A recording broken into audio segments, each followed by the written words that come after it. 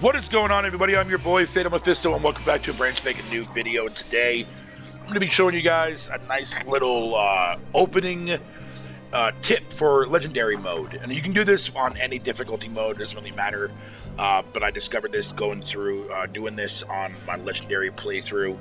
And this helped out a bunch to give me a head start at the beginning. Because trust me when I tell you, this difficulty is not really that bad. It's just you have to have a lot of patience in order to get through it. It is going to piss you off. It is going to annoy you, but it's very, very doable.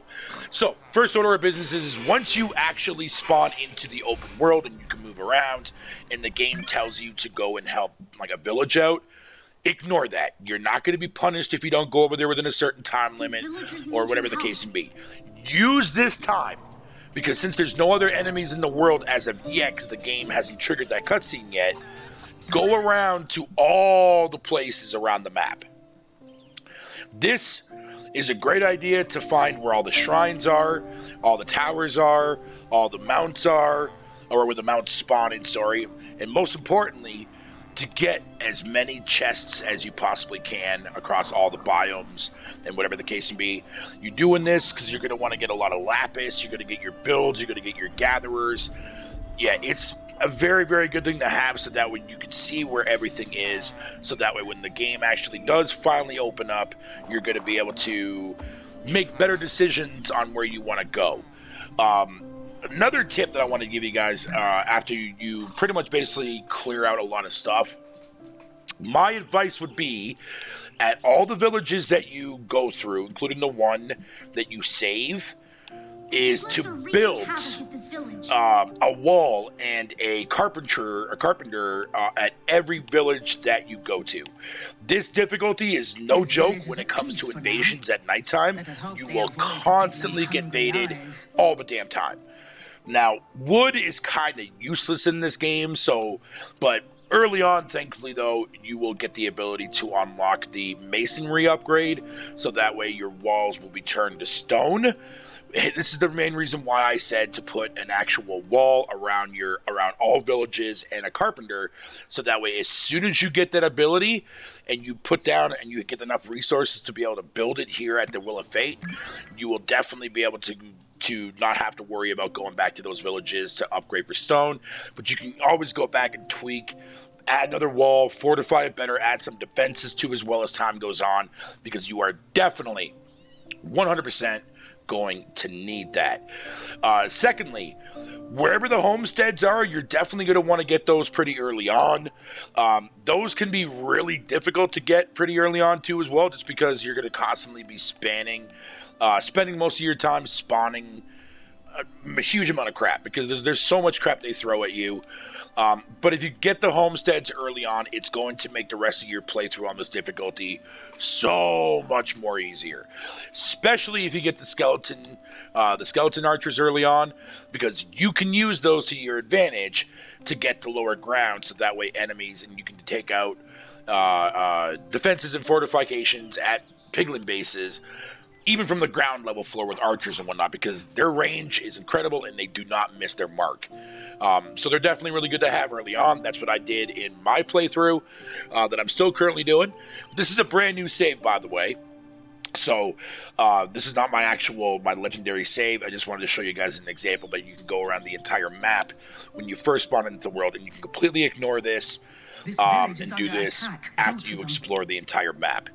Another tip that I want to give you guys too as well is the shrines. You have 4 of these, and you are allowed, this is where you place down your upgrades. Now the upgrades are kind of small.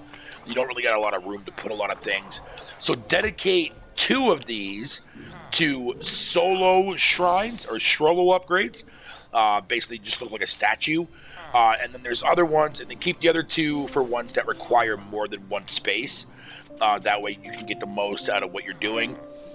Don't be afraid to take some down if you need to make room for better improvements that would benefit you in a fight. I know that might sound like a little bit, counterintuitive, and also, a little bit on the annoying side. But trust me when I tell you, it's a life changer, especially when it comes to building up your army. Because you definitely want to have a lot of people going in for certain attacks. Because early on, 20 is going to be really flipping annoying. So my starter thing would be this. Once you start the game, you explore all the map, and you actually get to the point where all the piglins spawn in. My advice would be this. Build at least iron up front first, because you're definitely going to need that, because you want to get that early on. You're going to want to build 2 iron upgrades, so that way your cap will be lifted to over 200. You're going to want to have that, because when you build a masonry upgrade, which is something you're going to want to get early on, you need 200 iron for that. So you build 2 of those, and then you build your masonry upgrade, and then you can figure out what you want to do after that. Once you get that masonry upgrade, don't be afraid to start building. Or if you're playing with friends, have 1 or 2 people on your team go around the world and build like your actual stuff like that to protect these villages, and even your wellstones that you could spawn in the world too as well, to help you gain favor, so that way you can have an easier time teleporting to places without having to go that far. Tip number 3, and this is going to be my final tip for this difficulty, and this is very, very essential. Your minions that you're going to have early on ain't going to really do a lot of damage to a lot of things. Like, they will be able to break stuff down. My advice would be is that when everything spawns in, is to go around and take out all the small, little, tiny piglin huts around the world. It's a quick way to get a lot of your, I forget what they call it, but it starts with a P. It's like the currency that's used to put down upgrades around your shrine. That's the easiest way to get those. And if you can, once you get down the masonry and the 2 iron upgrades, make sure you save enough fucking points to get the Flame of Creation Plus. That will actually allow you to carry 10 more minions onto the battlefield. 2 of those will net you 40. That's probably all you're really going to need for this, but you could also build banners, which allow you to carry 15 additional mobs on top of what your cap is already at. And then that way you can go to the homesteads and get a whole bunch of those mobs to spawn with you, and then you can teleport back to wherever you want to go to raid a base. Trust me when I tell you, it's recommended. You have to have a lot of patience for this game if you want to play it on the harder difficulty. Other than that, the game's pretty straightforward. There's not really a whole lot of complexity like I thought there was going to be. There is, once you play on this difficulty, when it starts to assigning what different mobs you want to use to attack certain things. So that's when you can go into like your advance and make some more easier and difficult decisions on where you want your minions to go. But despite that, though, this game is the fucking tits. I love it. The idea is fucking awesome. PvP definitely is something that I'm actually waiting for an update to drop. There's going to be an update coming out hopefully sometime this week that's going to address hosting problems. So once that's done, I'm definitely going to be playing some PvP because I really want to learn this game. It's so much fucking fun to play, and I highly recommend it, man. Unless you're a guy that just flat out doesn't like Xbox, then I don't know what to tell you. All right, guys, I'm out with this video. Thank you all for checking this video out, and I'll see you guys on the flip side. I'm out. Deuces.